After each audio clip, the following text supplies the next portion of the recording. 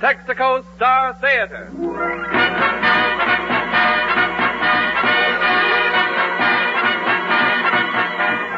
The more than 45,000 Texico dealers from coast to coast welcome you to an hour of mirth and melody. With our star comedians, Fred Allen, Kenny Baker and Portland Hoffa, the Texico Roundtable, the Martins and Al Goodman's Orchestra. It's Texico time.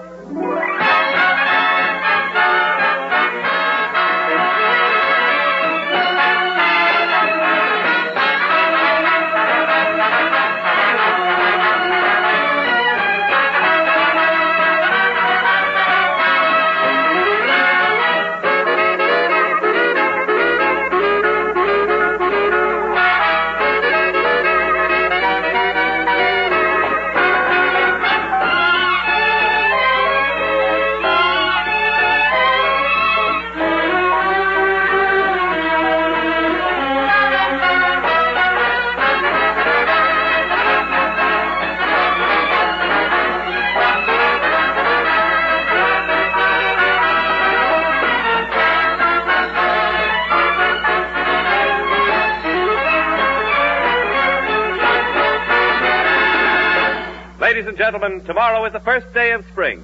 The day when Mother Nature auditions her buds and flowers. But in radio, it is always spring. Things are always blooming. And to prove it, we bring you that perennial bloomer, Fred Allen, in person.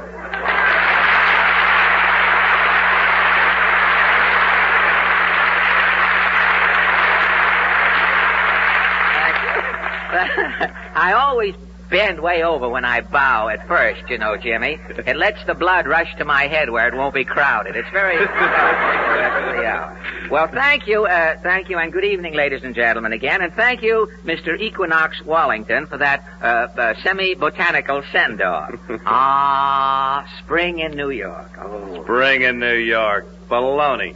Mr. Wallington, please, that delicatessen innuendo. Well, who knows if it is spring here in New York? Why, signs of spring are everywhere, Jimmy. Trees budding, flowers blossoming, green things shooting up. Green things. Name one green thing you've seen in New York. Why, green things come up out of the sidewalks here, Jimmy. Look in front of any A&P. Everything is green. Green traffic lights on every corner. There are 4 pages of greens in the phone book. And I just took a look at that gold cigarette case you gave me for Christmas, brother. And that is as green as a grasshopper's chin.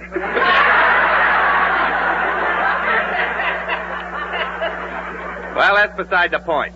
I still say there's no sign of spring in New York. Why, I am amazed at you, James Wallington. The first sign of spring appeared here last week. May LaGuardia gave the snow 24 hours to get out of town. Of course, the snow didn't get out of town. The whole affair was slushed up. But the public got the drift and appreciated it. Yeah, got the drift is right. Like coming to rehearsal yesterday, I got chapped hips. That is a sure sign of spring in New York, Jimmy. And to prove it's spring, we spring directly to the latest news of the week. There, incidentally, is a spring fanfare. It isn't even ripe. An old, used green fanfare. Could we have a fanfare that hasn't been used? Could we have an A number 1, and a brand new fanfare? Well, that's, Mr. Goodman mistakenly thinks that quantity is music. After all, I would have been better off with the first fanfare. The Texico News presents its highlight from the world of news. New York City, New York. Bus strike ties up city lines as 3,000 drivers walk out, leaving 900,000 daily bus riders free to sample other forms of conveyance. Strike now in its second week, started March 10th. To date, mediation has failed. Early last evening, a bus spokesman said, "The bus companies are sitting tight." Late last night, a union official said, "The bus drivers are sitting tight." At an early hour this morning, John Doe said, "I'm in the subway standing tight."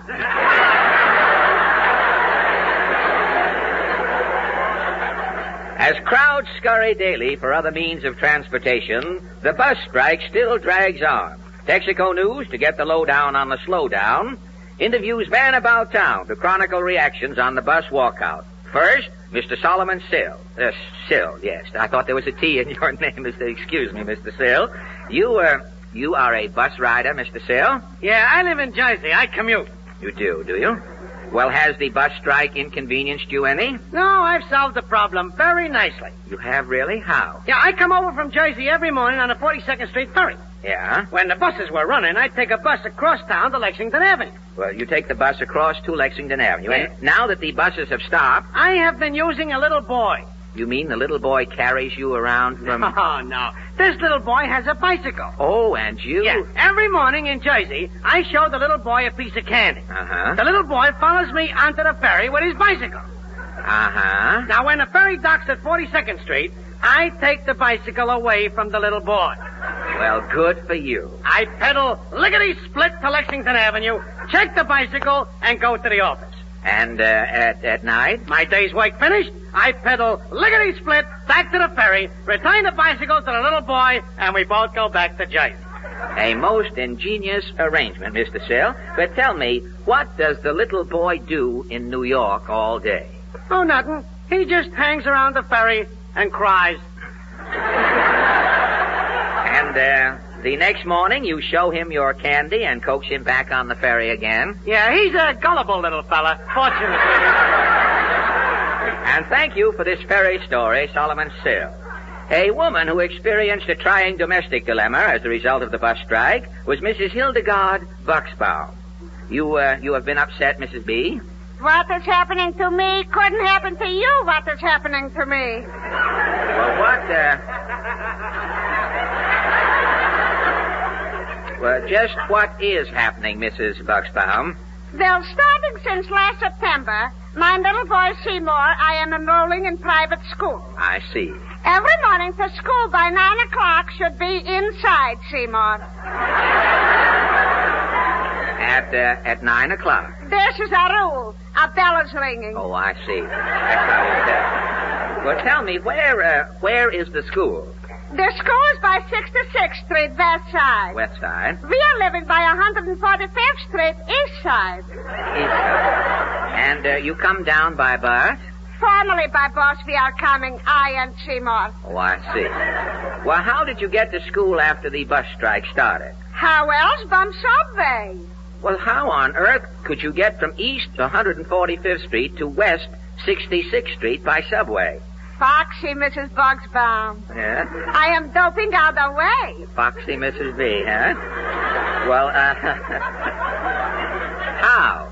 First, I'm going to Grand Central, downtown. Downtown, yeah? Then I'm going to Times Square, crosstown. Crosstown, uh-huh. Then I'm going to 72nd Street, uptown. Uptown. Then finally, I'm going to 66th Street, downtown. Downtown. And boom, boom, boom, it is Seymour School. Well, that is really a wonderful route. Wonderful. But I am not taking it.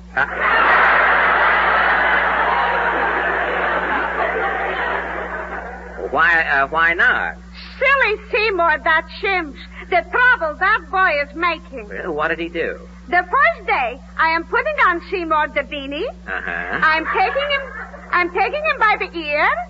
I'm pushing him under the turnstile. And tally-ho, we are off in the subway. And on your way to school? What school? Well, something went wrong? Everything is going wrong. The first change we are making at Grand Central, and I am saying, come, Seymour. Uh-huh.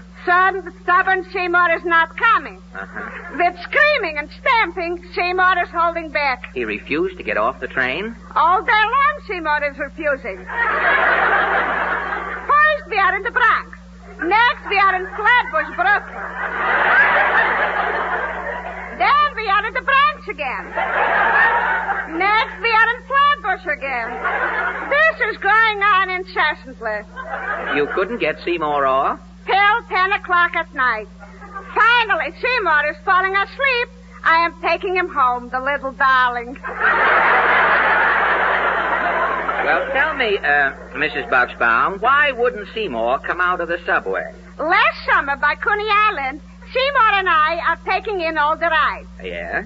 The subway, Seymour thinks, is again the Scenic Railway. The Scenic Railway. This he is enjoying. He is a kiddie. And you haven't been able to get Seymour back to school since? What school? Home he's staying. He could grow up to be a dope yet. Well, I know, but if he turns out to be a dope in later life... Seymour could make a living on the radio.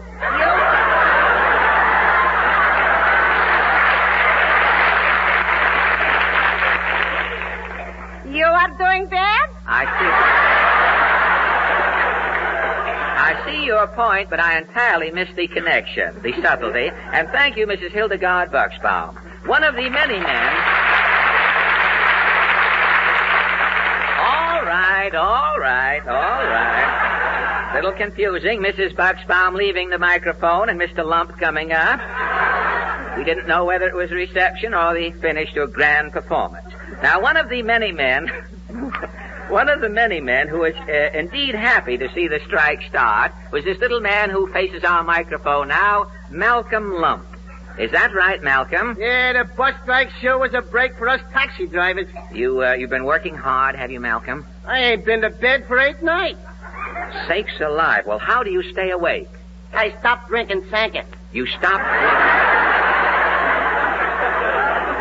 Well, tell me, have you been riding all over town with your cab? Nah, I just been cruising up and down Madison Avenue following the bus route. Oh, I see. At first, I was stopping at every corner like a bus. Really? Yeah, people was clambering in and out. Uh-huh. It was bedlam. I had a guy back in the cab making change. Oh, that circulating around. Yeah. Eh? You were jammed, were you? Oh, brother. The second day, I had to cut another door in the back of the cab, like a patrol wagon. In the back so the people could get out? Yeah, I'm too cramped. I'm riding 20 people every trip. 20 people crammed into one taxi cab? Well, didn't they complain? Well, they did at first. Then I figured myself out a system. What system? Before the 20 people get in the cab, I introduced everybody all around. Yeah? Then I'd ram them into the cab. Oh, that made it all right. Why, certainly. When people are introduced, they like to be closer acquainted. Oh, I get you. Well, all in all, would you say the strike was a success? It was the greatest thing that could have happened. How do you mean, Malcolm? Coming right after income tax time. Yeah? The bus strike put everybody in New York back on their feet again. Another Walker administration. Thank you.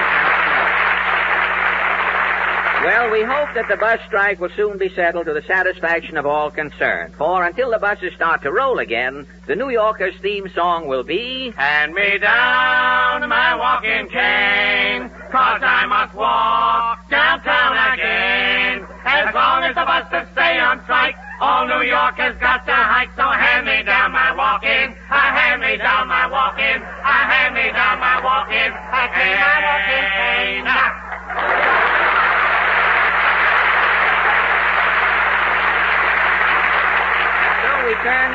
And so we turn from the bus dilemma to an artist whose fans are transported by his melodies. He's Kenny Baker, the young man with a song. And Kenny's first song tonight is It All Comes Back to Me Now.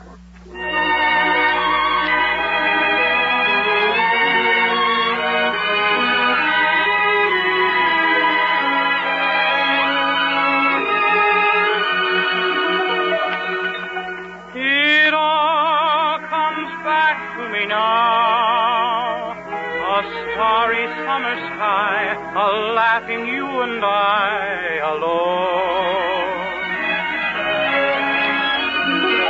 It all comes back to me now, a sea of midnight blue, your face uplifted to my own. Called it a thrill of a moment and blamed the moon up above. We didn't know what the glow meant. We never dreamed it might be love. It all comes back to me now, the love I threw away. And now each lonely night I pray that it will all come back to me someday.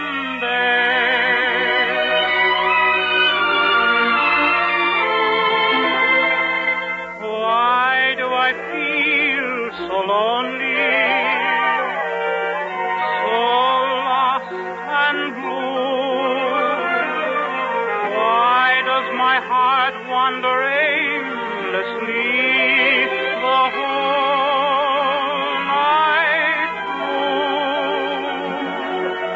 It all comes back to me now, a sea of midnight blue, your face uplifted to my own.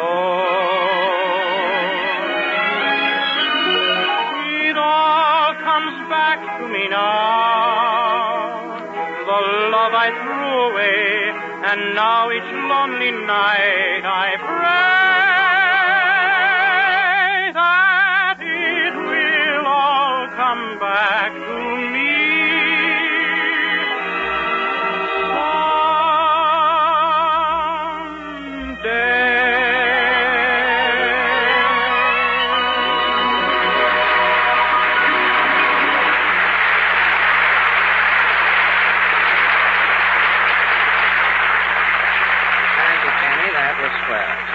Ladies and gentlemen, spring officially begins tomorrow evening at 7:21 p.m. And to honor this vernal occasion, I have composed an ode to spring. Oh, what's it called, Fred? Ode to spring, Jimmy. Clever of me, wasn't it? Mm-hmm. No wasted words. Well, ode to spring. I'll recite it. Tomorrow at exactly 7:21 p.m., people who look for the first signs of spring will see M. Yes, at exactly 7:21 by the clock, the first crocus will thrust its head through the earth where it is hidden all winter, and robins will fly northward by the flock. So whatever you are doing tomorrow evening, watch your boulevard, for at 7:21, spring spirit, you'll be full of it. Well, how did you like it, Jimmy? Well, it just goes to show that not all the duds are in gasoline. Well, if you think you can do any better, Master Wallington, let us hear you try. Well, I shall. Here's my ode to spring, and it's more truth than poetry. Tomorrow at 7:21 p.m. Eastern Standard Time, the season of spring officially begins. Mm-hmm. And taking to the road at this new season of the year will be many thousands of new Fire Chief users. Car owners who discovered Fire Chief's all-action performance under tough driving conditions and intend staying with it the year round. The reason for Fire Chief's brilliant, eager performance is easily explained. The duds, those useless, sluggish elements in gasoline, are out of Fire Chief. That's what gives Fire Chief its fast start, quick pickup, economical mileage. It's all driving energy. So next time, try a Texico dealer and famous Fire Chief. There's not a dud in a tank full.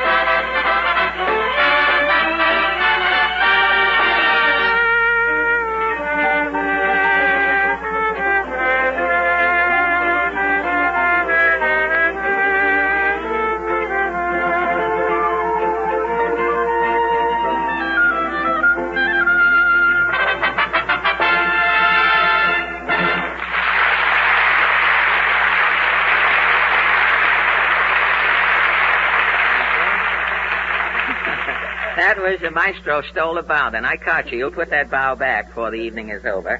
That was Amapola, played by Al Goodman and his I've Got to Pass Your Horse to Get to My Horse orchestra. And we have the racing forms to prove it. And now, ladies and gentlemen... Oh, hello, Portland. Hello.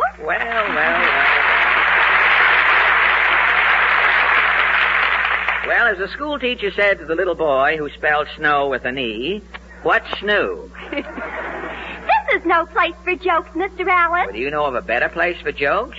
This is supposed to be a comedy program, isn't it? Yes, but jokes are old-fashioned. Comedy programs today all go in for romance. Romance? What romance?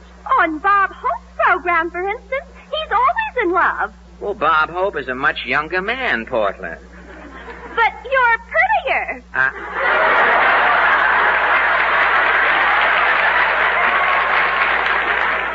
Oh, now, you, You don't need your job that badly, Portland. And look at Mr. Benny. He's always taking girls out. You mean the original Mr. Benny? Mm-hmm. Benny with the light brown toupee? Look, the only thing Benny ever takes out on a moonlit night is his upper plate. What gave you this romance idea, anyway? Well, tomorrow is the first day of spring. Again with spring. That's all we've talked about tonight, spring. We'll have it all worn out. Yes, but you haven't had any romance. Well, how can you inject romance into a program like ours? Look around at the... If somebody would take out a girl, we'd have something romantic to talk about. Do you offhand know of a girl under 70 who would even be seen with anyone on this program? I know just the girl. Who?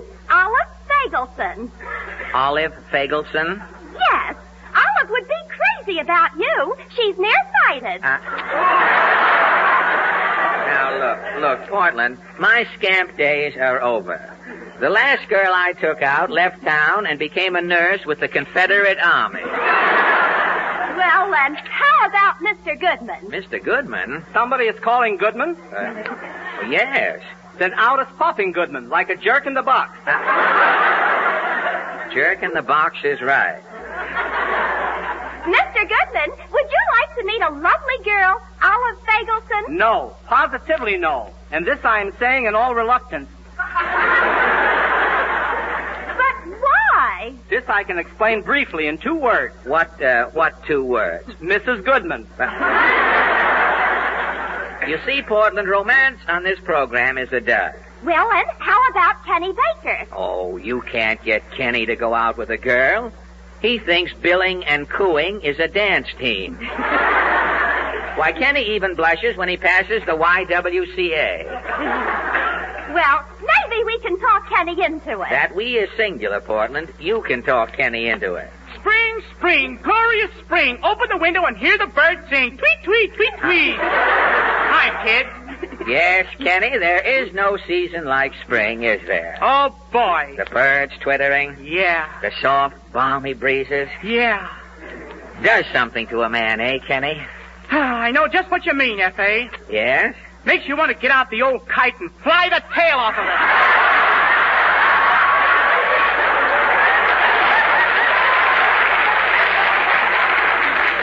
Well, I told you, Portland. Kenny doesn't even know what romance is. Kenny? Yes, Forty. Have you ever thought about girls?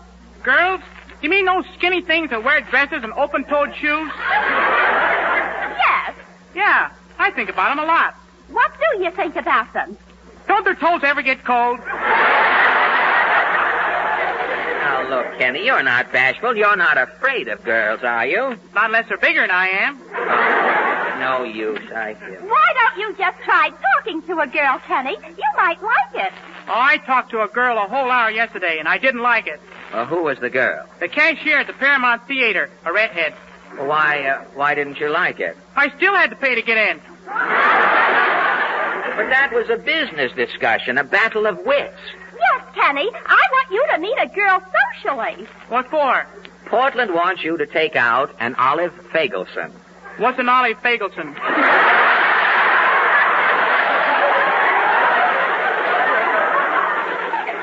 A girl. She is the girl you are to make the date with. What's a date? Oh, well. Well, for instance, you buy 2 tickets for the movies. Yes? And you take Olive along. I can't buy her a ticket for the movies. I don't even know her.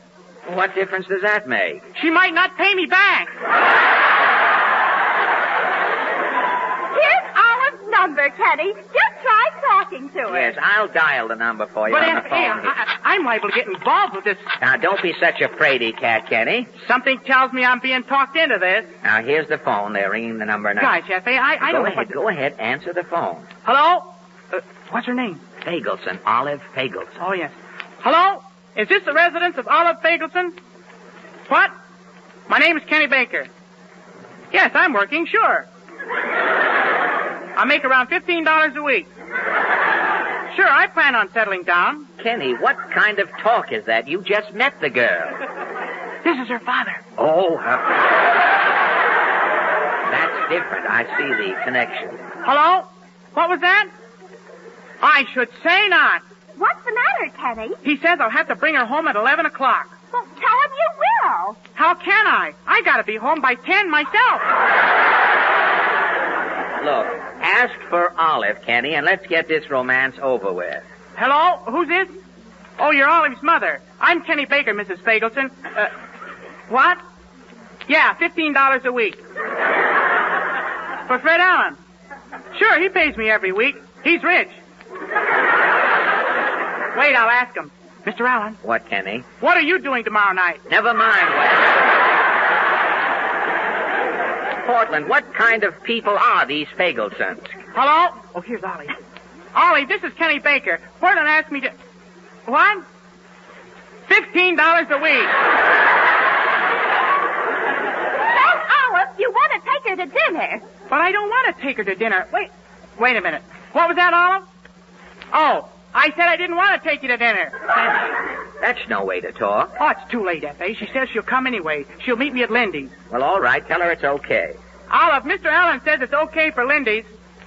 Hold the wire a minute. Mr. Allen. Yeah? How much is dinner at Lindy's? Well, for two, about $3. $3? Goodbye, Ollie. Kenny, you hung up? You bet. $3 is a lot of money just to stuff an olive. Now you...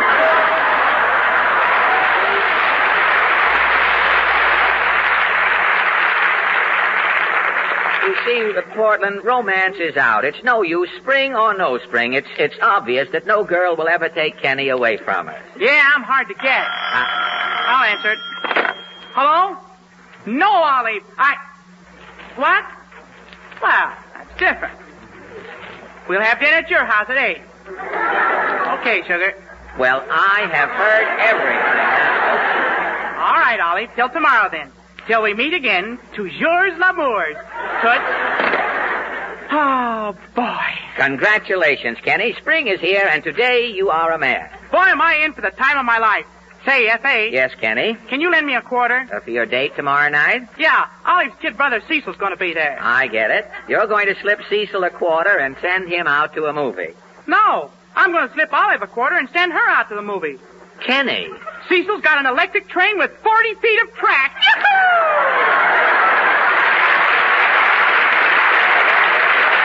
Give up. I'll take one last chance and try to get Kenny in the mood. I've asked the Martins to dedicate their next song to Kenny, and so then the Martins sing A Romantic Guy, I.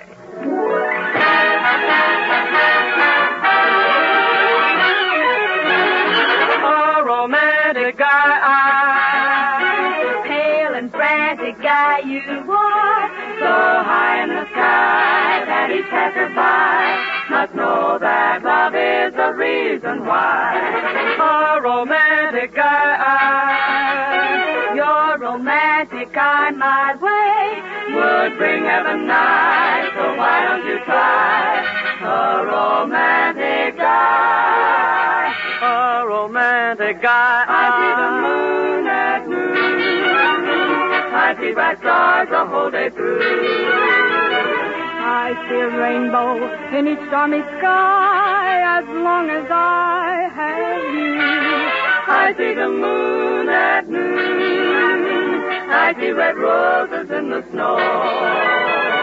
You kept me of love, and now I know why I see the moon at noon.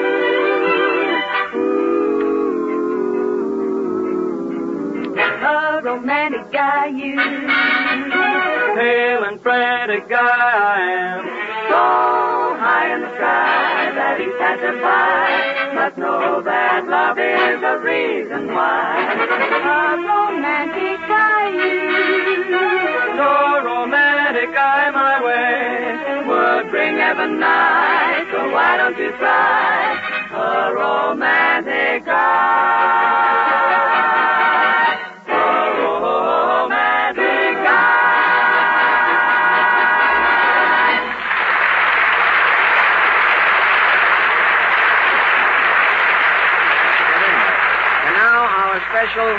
Now our special guest of the evening, Miss Francesca Drab. What is it you do again, Miss Drab? I sell toast insurance. Toast insurance? Yeah. What is that? Well, every morning, thousands of housewives all over the country put their bread in the toaster, forget it, and it burns. Oh, and with this toast insurance of yours, you pay if the toast burns. Is that right? No, I keep it from burning. Oh. With every policy, I give you a parrot. What has the parrot got to do with toast insurance? This parrot is trained to sit on top of the toaster. Uh-huh. The toast starts to smoke. Yeah. The parrot sees the smoke. The parrot yells fire. You turn off the toaster safe. Well, it's a great idea. I see only one flaw, Francesca. By the time the parrot sees the smoke and clears his throat and opens his beak to yell fire, the toast is already a whole wheat clinker. Now, as Jimmy Wallington often says... When you see a cloud of smoke rising from the electric toaster, it's too late. The toast is burned. And when you see smoke pouring from an automobile exhaust pipe, the chances are it's also too late. The damage in the form of excessive engine wear may already have taken place, with no help for it except a repair job. Smoke means trouble. So let insulated Haviland motor oil safeguard your engine from excessive wear due to heat, to cold, and to oil impurity. Haviland stands up under the high temperatures developed by modern engines, heat that may break down ordinary oils and accelerate wear. Haviland flows freely in cold weather, helps prevent dry, wearing starts. And Haviland is distilled to remove carbon-forming impurities.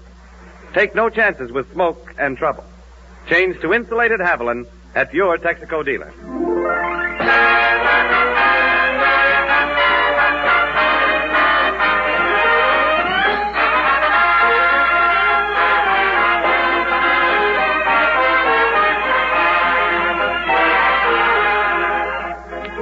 The Texico Star Theater continues immediately after a short pause for your station identification. This is the Columbia Broadcasting System.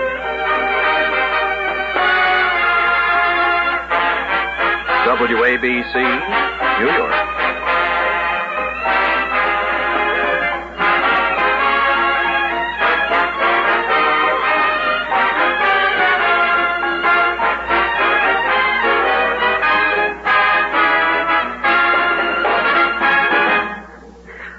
That was...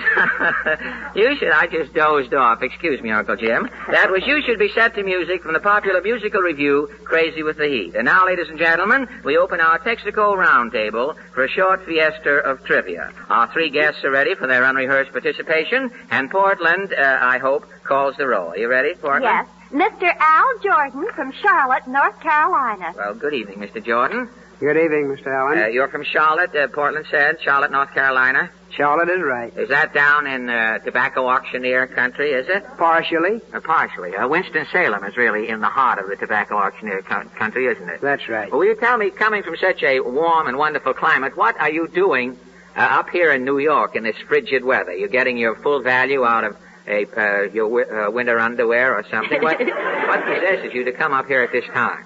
I'm attending the International Convention of Beauty Shop Owners. Oh, the beauty shop convention? Are you in the beauty business? I'm in the beauty supply business. I'm a jobber. Oh, a jobber, huh? I'd never know it to look at you. I hope you're not going to do a job on me as long as you're up here tonight. Well, tell me, how is the beauty business? Are you making a pretty penny? Now, wait a minute. But how is business? Is it good? Very good. Well, tell me, what is the purpose of this convention? Is the convention you fellas get together and look at each other? What is the purpose of it? It's to instruct the beauticians, the shop owners, in the new merchandise methods. You all get together and sort of talk things over, huh? Well, beauty business is a highly specialized business now, isn't it? Yes, sir. They have beauticians, fancy names, cosmeticians, and I saw a sign the other day on Madison Avenue. A manicurist has a sign out. She's a fingertician. But tell me, why with all of the beauty preparations, Mr. Jordan, that you fellas have worked out for women's faces, why is it none of you guys ever get together and invent something that will help men with their faces? Now look at a woman can disguise herself. A man, if he's born with a homely face, is stuck with it. What can he do? He can grow a beard and hide it, or he can shave every day and go around all through life getting laughs. I mean, why don't you fellas work out some preparations for men? Have you given it any thought? Well, we've given that some thought. Well, now that you've seen me tonight, I know you're going to give it a lot more thought. Let me hear from you as soon as you get something worked out. A veil or a mask will do anything. Well, thank you, Mr. Jordan. And now, Portland. Miss Helene Newberg from New York City. Good evening, Miss Newberg. Good evening, Mr. Alley. May I ask you, do you work in New York? Are you in Yes, business? I do. May I ask what type of work? I'm an assistant to an interior decorator. Oh, are you? Do they have assistants, interior decorators? They most certainly do. Must be stuffy in small quarters when you're doing it. But, tell me, how does one get to be an interior decorator? Do you go out to Grand Rapids and learn about furniture from the ground up, or how do you do it? Well, that's about it, I guess. You do, huh? Uh-huh. You go to Grand Rapids, and from there you come right back here and go into business. Is it a big business here in New York, interior decorating? Yes, it certainly It is. I know it's very popular out in Hollywood. All the stars have the interior decorators in. Movie style have an interior decorator come in and lay out the plans with the furniture and everything, and then the following week the installment man comes in and carries out the whole idea. But they do a lot of nice work. They have fancy homes. Bing Crosby in his house has neon rat holes. But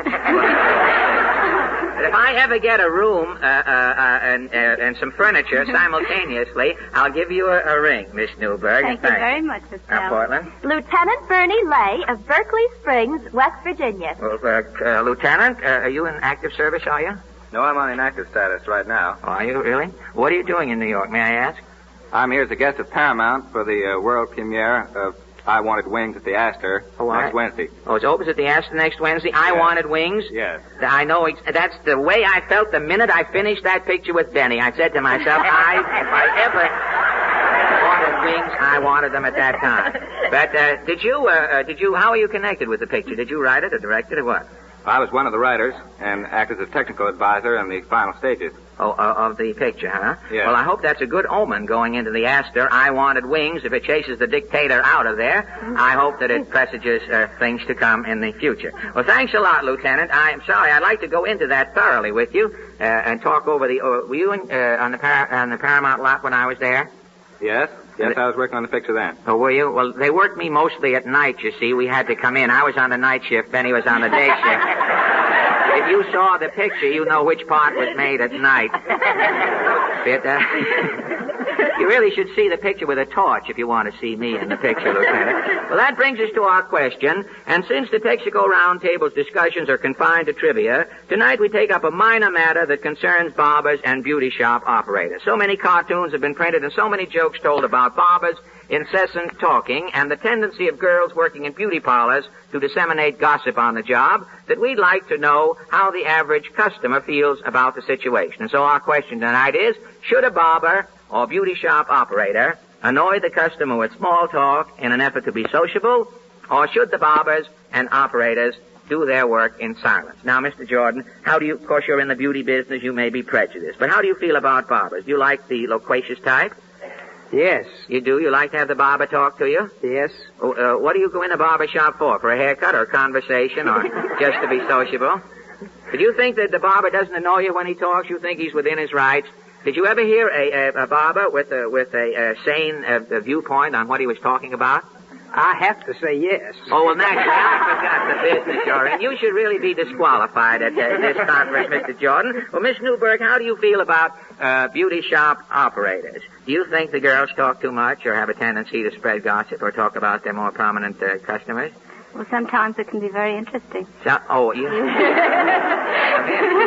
They say you're reading the gossip columns, huh? Uh-huh. You approve of it, then? I most certainly You don't do. just like to go in there. Of course, I imagine with some women, the operators have a hard time getting a word in edgewise. The customer beats them to the conversation. Well, Lieutenant, how do you feel about the talkative barbers? Do you feel that barbers should talk at their work, or should they wait until such a time as the customer shows that he is desirous of having verbal traffic with the barber and then have the barber open up? How do you feel about it?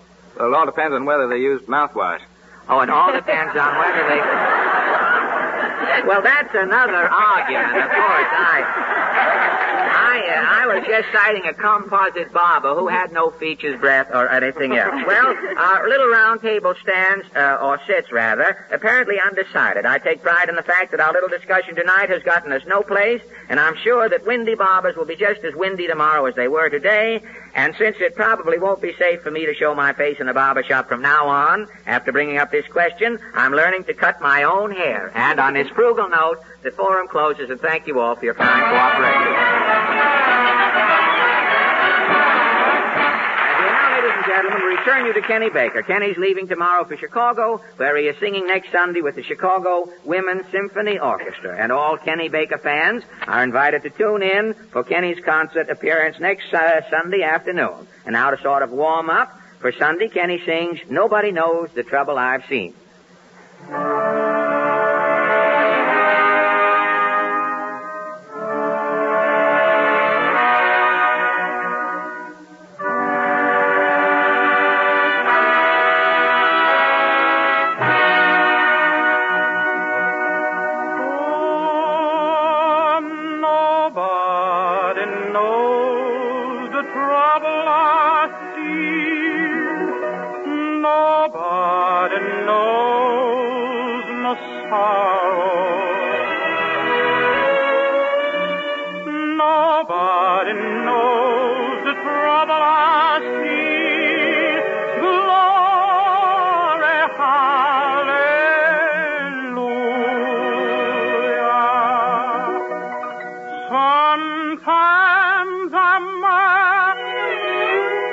Sometimes I'm down.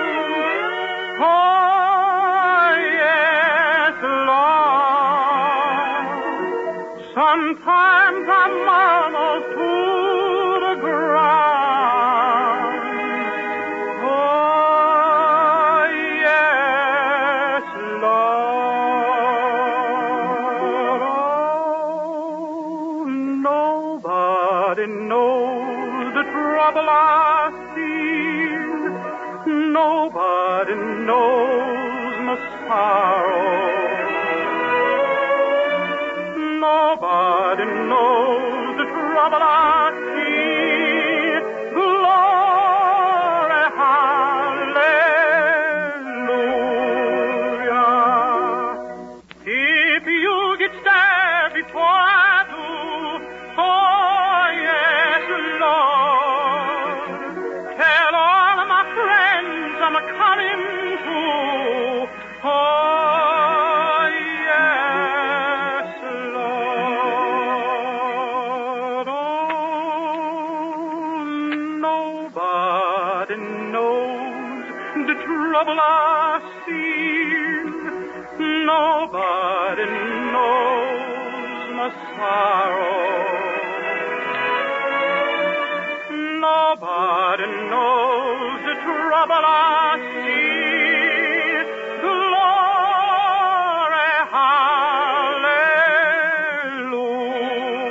hallelujah. Oh,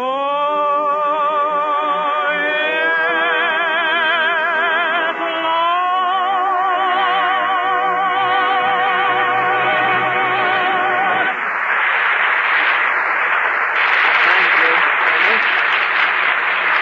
Nobody knows the trouble I've seen either.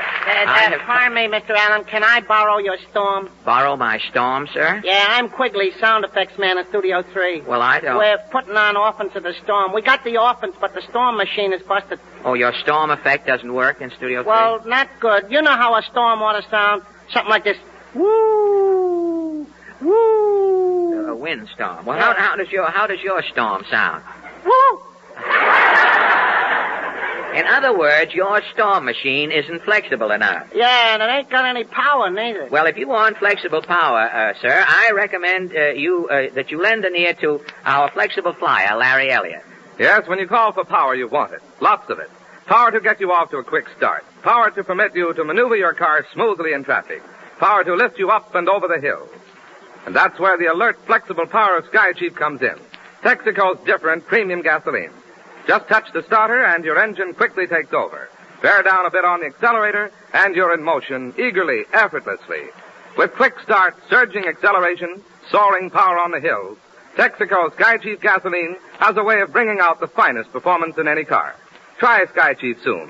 It's your Texico dealer's luxury gasoline for those who want the best at the usual premium price.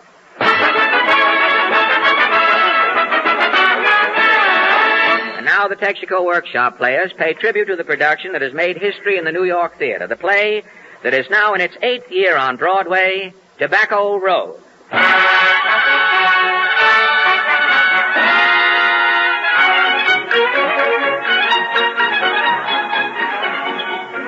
On October 3rd, 1933, the play Tobacco Road opened unheralded in New York City. The story of a shiftless folk and their hillbilly trials and tribulations became a smash hit. Since 1933, Tobacco Road has been played in 247 cities in 41 states by touring companies. Darrell F. Zanuck's great picture version of Tobacco Road has recently been released, and the original New York company is still playing to capacity business here in its 8th year. Its attendance record... Tobacco Road is played to 2 million grad, 4 outer door-born people. Its receipts... Tobacco Road has grossed $12 and 15 cents. 15 cents? A lady in Albany forgot her change. Oh, you rapped on the window with the sponge as usual. The original Jeter Lester in Tobacco Road recently said, I played Jeter till I got too old to creep on the stage. Then my son took over. Well, is your boy still playing the role? No, my son played Jeter till his arteries backfired. Yeah? Then his son took over. My grandson's playing Jeter today. 3 generations in your family have played the Jeter Lester part? Yep. All of us played the Jeters till we got 'em. Have you still got the Jeters? My hand shakes so bad, I'd quit tipping my hat. Looks like I'm strutting. Well, at your age, you have to watch those things. The original Emmy Lou, the girl who eats a turnip at every performance, recently told a friend, I've ate so many turnips I have to stay out of pet shop. Rabbits snap at my breath. And still with its turnip-eating ingenue and its inexhaustible supply of Jeters, Tobacco Road continues to run and set new records in the Broadway theater. Archaeologists predict that this generation will never live to see Tobacco Road close. The sequel to this play, they say, will never be shown in our time. And so then, to forestall this dilemma, tonight the Texico Workshop players bring you the sequel to Tobacco Road. It's called Nicotine Alley. Music, maestro.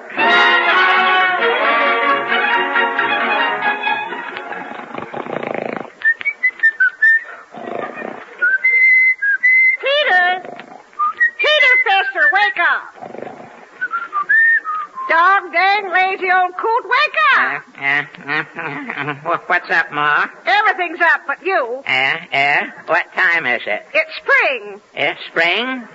What year? 1941. 41? You mean 31, don't you? I said 41. 41's what I mean. You've been sleeping 10 years. 10 years? Jeepers. What's been going on, Ma? Who's president? He still is. He is.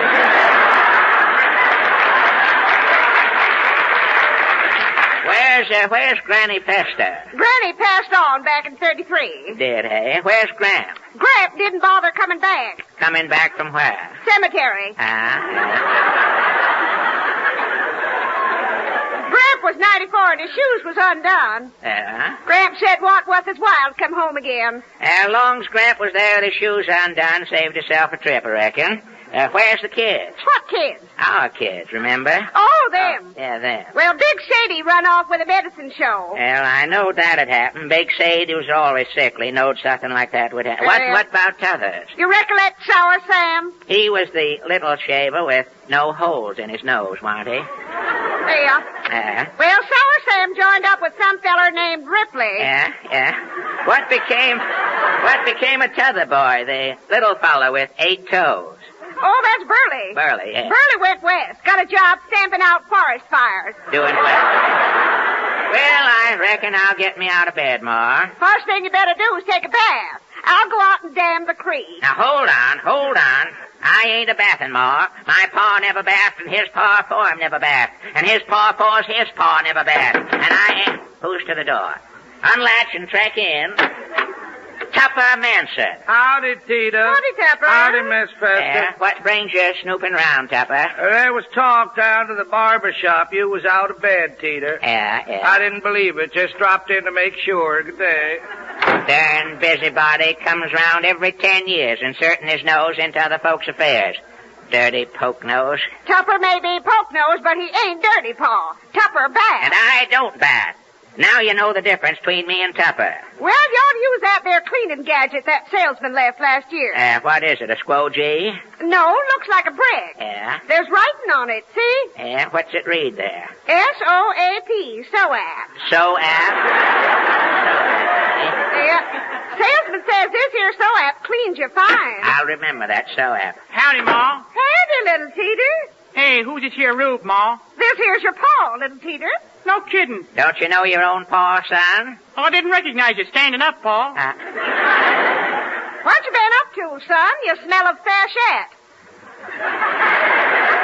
I've been out of sweet-talking Lovey Hatfield, Ma. Sweet-talking? You ain't gone calico mad, son. Well, I did give Lovey a piggyback down at the old drugstore. Son, you didn't go into that drugstore. Lovey made me, Ma. What went on in that drugstore, son? Out with it.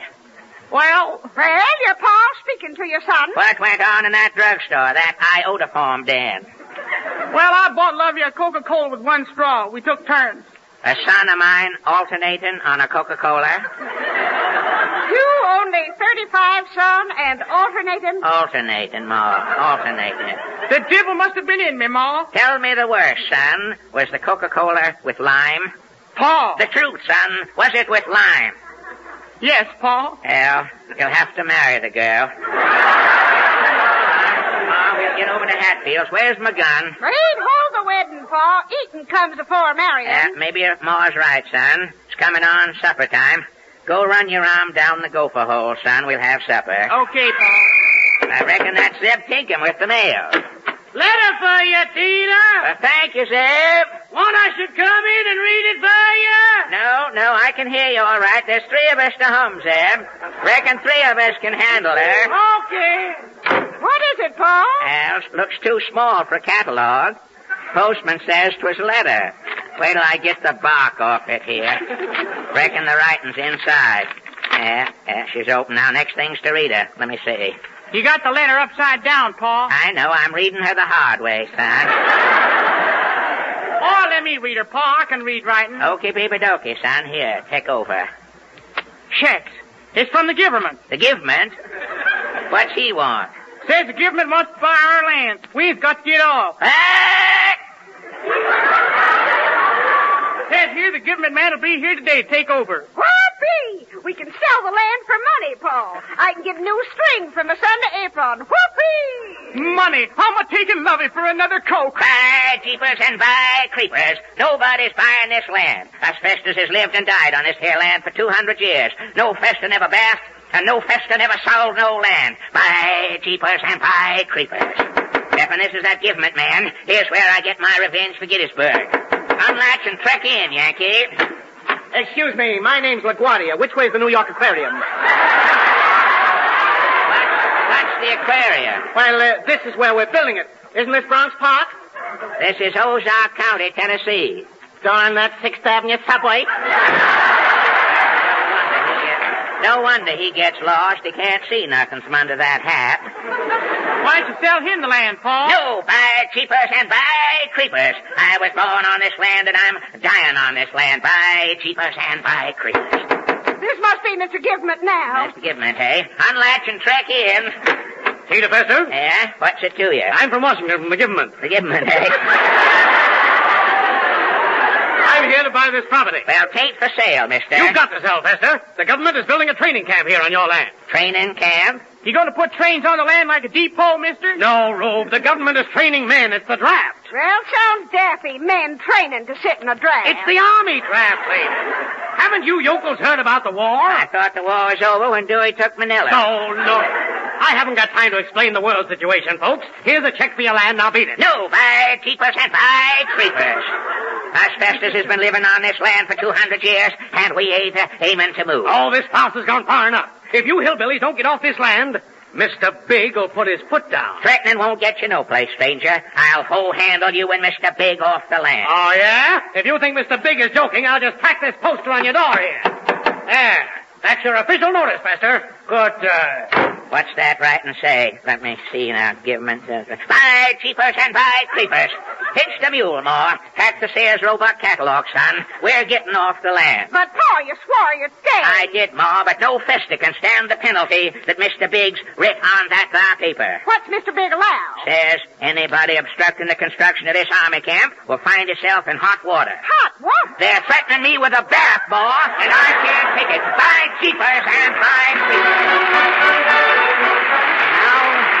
A nightcap word from Larry Elliott.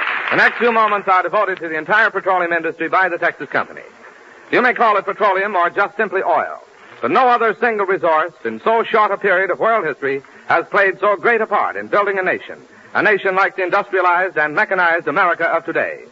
And now, as America mobilizes, our available supply of oil, the lifeblood of our democratic economy and defense, is the greatest in our history.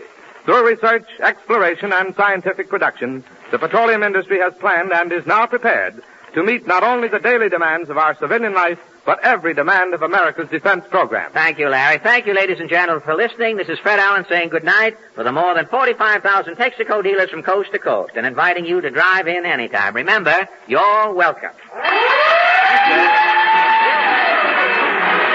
This is the Columbia Broadcasting System.